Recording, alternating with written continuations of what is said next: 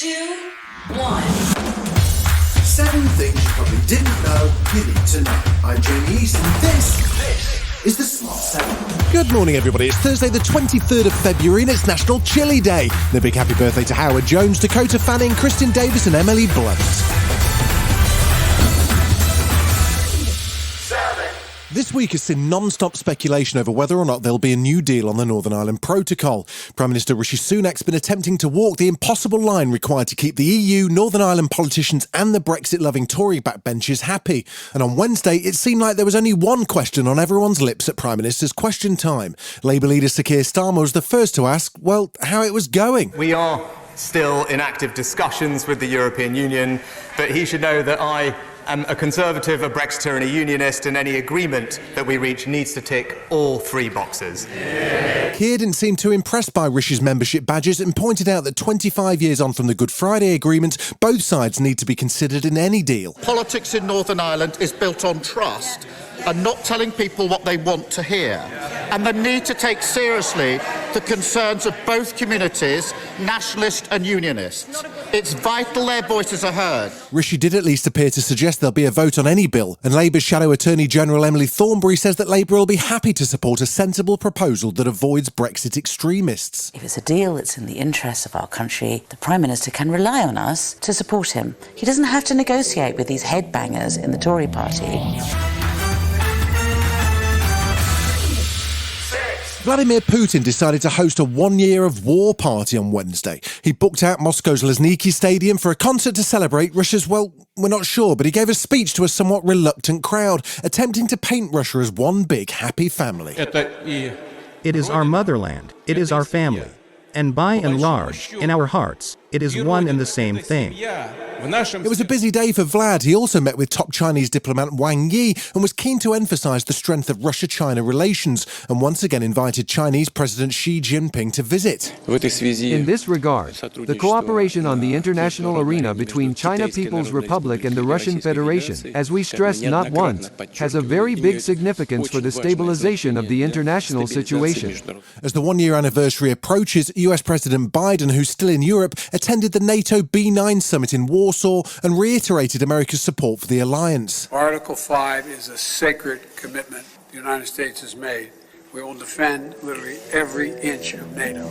Every inch of NATO.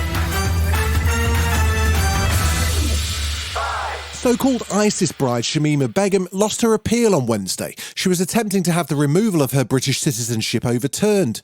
That means she's still banned from entering the UK, and the 23-year-old remains stranded in a camp in Syria. Her lawyer, Daniel Furner, says there are still legal options, and he called on Suella Braverman to review the case. In terms of the legal fight, that's nowhere near over. I think what else this judgment calls out for, though, is some courage and some leadership from the Home Secretary to look at this case afresh. Shamima's story is tragic. She travelled to Syria when she was 15, married an ISIS fighter and had then lost 3 children. She spoke to journalist Josh Baker for the BBC podcast I'm Not a Monster. At least with prison sentences, you know that there will be an end, but here you don't know if there's going to be an end. ISIS was the worst thing of the 21st century, and I was a part of it, and now I have to face the consequences of my actions. The derailment of a train full of chemicals and the subsequent fire in Ohio near a town called East Palestine has become the latest right-wing sensation in the United States. Presidential candidate Donald Trump headed off for a visit on Wednesday amid claims that the water and air have become polluted and unsafe. The derailment might in part have been caused by Trump rolling back safety regulations, but that didn't come up during his visit. He seemed more concerned with self-promotion. We're bringing thousands of bottles of water, Trump water actually, most of it. Some of it we had to go to a much lesser quality water. But we're bringing a lot of water. Anyway, State Governor Mike DeWine says Joe Biden's already offered to help, but that there's no need. Look, the president called me and said, anything you need, I have not called him back. Still to come on the Smart 7, Man City struggle on the road and Eurovision gears up for Liverpool. Right after this. Welcome back. Wednesday night saw more Champions League last 16 first leg action. Inter Milan faced Porto, while Man City flew to Germany to take on RB Leipzig. Romelu Lukaku got the win for Inter with an 86th minute goal that gives them a slim advantage to take to Portugal. Man City struggled in Germany, coming away with a 1-1 draw and raising some questions for City manager Pep Guardiola about City's defensive performance. He was pretty cranky after the game, claiming he was happy to see a draw. So the people expect we are here going to win 0-5? That's not a reality. It's a competition that in group stage many important teams are out, and it's difficult. And we knew it with our 4 game in 10 days, away all of games, the travels. If the people expect come here 0-4, I'm sorry, we are not able to do this. This year's Eurovision Song Contest is going to be a special affair because of the ongoing war in the Ukraine. The contest moves to the UK and Liverpool is the host city. Wednesday saw the formal announcement of the sizable BBC presenter team. There are 4 main hosts, plus radio and TV commentators, and probably TikTok correspondents for all I know.